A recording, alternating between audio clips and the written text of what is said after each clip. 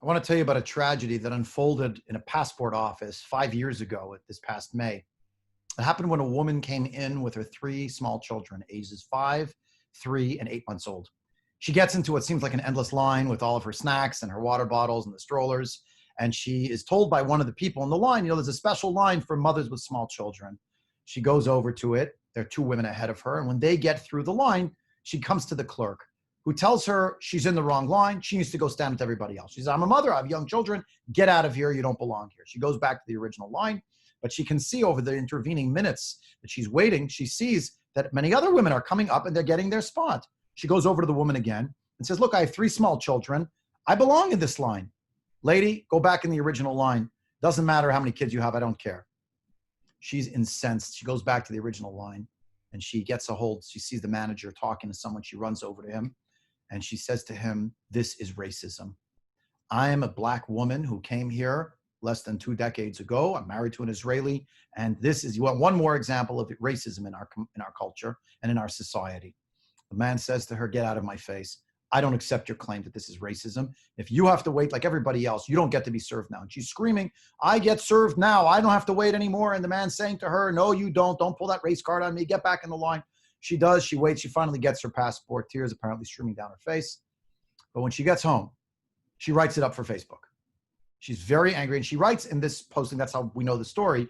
She writes, among other things, that she goes to the supermarket and someone will ask her, where's the rice? Or how come cornflakes aren't on sale anymore? She has to always explain that she's a customer like everyone else. Or she goes out to the mall and they're always asking for the Teudat Zehut and pulling her aside. And she lives this way. And she's very upset about it. And she actually says, in one of the elements of this story, that she's thinking she's going to move back to the United States of America, 2015.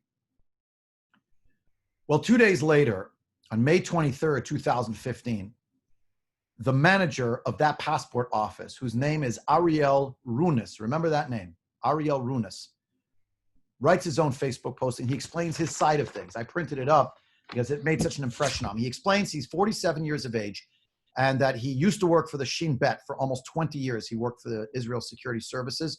It was challenging work. So it was fulfilling work, that he's traveled and seen half the world, that he has 3 degrees, 2 in the sciences and 1 in law, that he worked for the attorney's office in, the DA's office in Tel Aviv, and that he decided he wanted to have a lighter load for himself. So he decided that he's going to become a civil servant working in this passport office. And he explains that for the better part of 15 years, he's been working against racism. That he wrote a book, literally wrote a book called Ani V'Achi Neged Ben Dodi, Me and My Brother Against My Cousin, which is all about the ways in which society is fractured and apparently needs repair, and how much different religions and different peoples, inclusive of minorities, need to learn to live together better. He writes that in 2014, he put together a group together with his friends to combat the lack of inclusion within society, particular focus, here again, on minorities. So he says that this 2 days ago, I was at work dealing with a client, and suddenly this woman comes running over to me and points a finger and says, you're a racist. And I say to her, I am not a racist. Ad Khan, you will not tar me with that brush. I go back in the line. She says, no, I'm going to be served right now. And if you don't, it's an act of racism. And he says to her, I'm sorry. You have to wait like everybody else. Why did you go on the line for the mothers with the young children? She says, I did. I was rejected from it. I said, well, there's probably a good reason. Get back in the other line. The man goes on to write.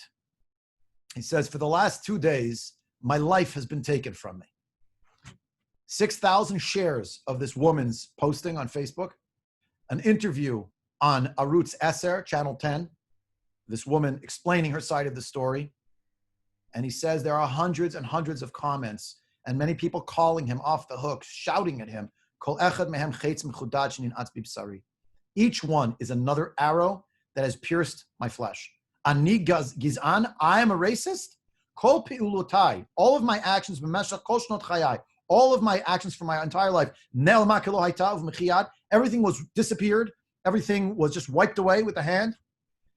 Hamishatfim himshichu, those who gathered into this, who participated, they persisted with the zeal and excitement of those who do a mitzvah, a religious crusade. Lahamtir chitzeim, to drop and throw, to rain down their arrows upon me.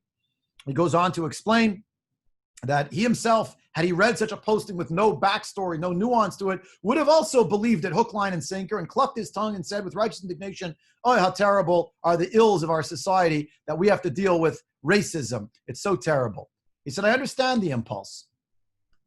He said, but Shmi, my name, Oto Amalti Livnot b'meshech shani, my name that I sought to build over years, Hu ata shem nirdaf, now it is synonymous, L'tor hakasha biyoter shimtani lachshov alai b'haksheri lai. It's the worst possible adjective that could have been attached to my name. Racism, gizanut. And that's what's happened.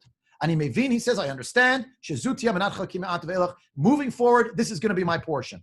And he says, I am not angry with this woman, according to her need to vent. I understand, but as a result of it, she seems to have overcome these challenges of the moment, the upset and the aggravation. And even though he says, my friends and family are telling me to just let it go, Ani eini matzliach, I am not succeeding at just letting it go. Heyu shalom, you should be in peace. This was May 23rd, 2015. A terrible story of misunderstanding. A terrible story about two people whose narratives, such as they were, correct in both of them, in terms of how they felt and internalized it, clashed. And a terrible, terrible tragedy. Israeli media reported the next day, May 24th, 2015, that Ariel Runis, after putting up this Facebook posting, took his own life. His Facebook status at the end of his life read, Chaim v'mavet b'yad halashon. Life and death are in the hands of the tongue. And the woman, for her part, changed her Facebook status to say, Mitzta'eret b'chol me'odai. I am remorseful with all of my strength. This is a terrible, tragic story. In my view, it is of the level of Kamsa and Bar Kamsa. If there's ever a modern medrash that's written, this story needs to go into it. Because the realities of racism are just that. They're realities. And they're the ills of society in every quarter of the globe. Still. And when I say society, I don't mean out there. I mean in here also, for Jewish people. And we need to think about it, and we need to hold it in check and remedy it to the extent that we can. But this is also our moment of something else, when everything seems to be coming to a head in these issues, which are not new, but are now not just simmering, but boiling over. In Parshat Balak, the last pasuk from last week was, Vayu amitim b'magefa arba'a ve'esrim aleph. 24,000 people died in a plague. A virus killed many.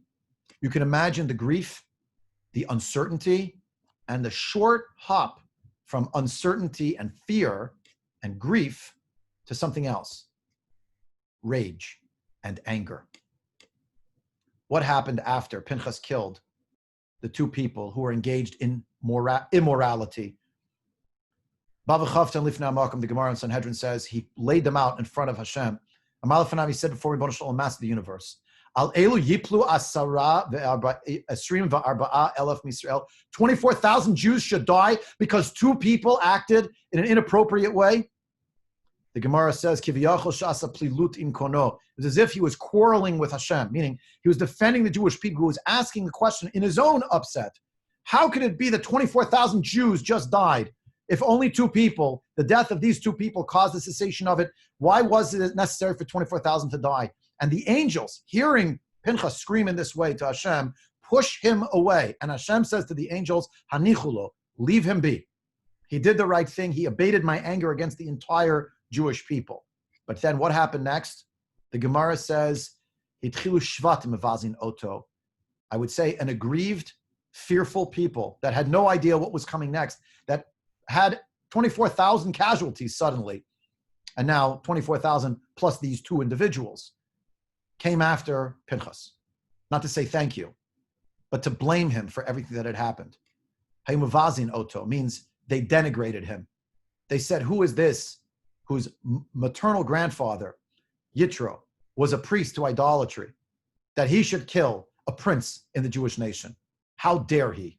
And you could just feel the righteous indignation building into what Runis wrote in his own posting, the Zrizut shel osei mitzvah. Now they're coming forward. It's true. What Pinchas did is controversial. Do not try this at home. Chazal have voices within them, and among them Mefarshi Mikra, who criticized Pinchas for his action, for his zeal. It was a one-time thing. But what did Hashem have to do to stop the mob, if you will? Amar lo HaKadosh Baruch Hu l'Moshe. Hashem said to Moshe, Hakdem lo shalom. Go give him peace. Meaning, that's why the Torah says, Lachain emor, therefore declare, Hineni, notin lo briti shalom. Hashem gives his covenant of peace to Pinchas. And Pinchas, as the Gemara itself explains, as we know, was described as Pinchas ben Elazar ben Aaron HaKohen. Not just directly because you think his maternal grandfather was an idolater, well, his paternal grandfather is Aaron HaKohen. But more than that, says the Meshech Chochmah, because like his paternal grandfather, at his core, Pinchas ben Elazar ben Aaron HaKohen was also an Oiv Shalom v'Rodev Shalom. He loved peace, he pursued peace. He wanted the best for the Jewish people. He understood somehow that this was the way to arrest the plague. And he was also willing to sacrifice what people thought about him. And so Hashem had to step in. Before the righteous indignation, God forbid, swelled perhaps into something else, he gave him the covenant of peace. My dear friends, over the last 4 months, every single communication about Divrei Chizuk has been about strengthening us to remind us we will get through this. With Hashem's help, we'll get through it. Somehow, we will. But today's Divrei Chizuk is from the book of Mishlei. Mavet v'chaim b'yad lashon. Death and life are in the hands of the tongue. And not just in the hands of the tongue, but I would say homiletically, in the hands, when the hands act like a tongue, when it's the hands that are doing the speaking. We have to be extremely wary of words that we speak, whether verbally or what we post online. We have to be extremely careful about the ways in which the fear and the grief and the uncertainty can spill into a world of rage, and that indeed even issues which are true and serious and need to be remedied can, God forbid, become part of a mob mentality that sees everyone through the same lens and actually tars everyone with the same brush, whether that's populations, peoples, or individuals who are giving their lives to serve. All of these are tendencies that need to be resisted. We are people of complexity, and we are people who understand the power of speech. And indeed, we need to give each other that chizuk. And let's take that chizuk from Parshat Pinchas. Pinchas ben Elazar ben Aaron HaKohen. L'chein emor, therefore let it be said, Hineni notin lo briti shalom. Hashem says, I'm giving him my covenant of peace. Let's all be part of that covenant too, to the extent that we can be. And I wish each and every one of you a Shabbat Shalom.